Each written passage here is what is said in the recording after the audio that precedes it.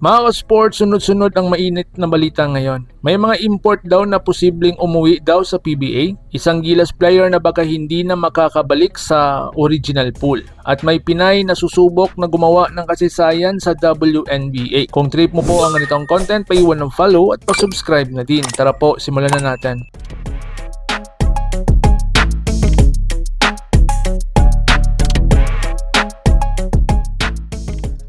Mga ka-sports, unahin na natin ang controversial na balita sa PBA. May mga lumalabas na report na posibleng pauuwiin na ang import ng Talk Index na si Bolbol. Ayon sa mga usap-usapan, umaayaw na rin ito sa pisikalan ng laro sa PBA at may takot na ma-injury.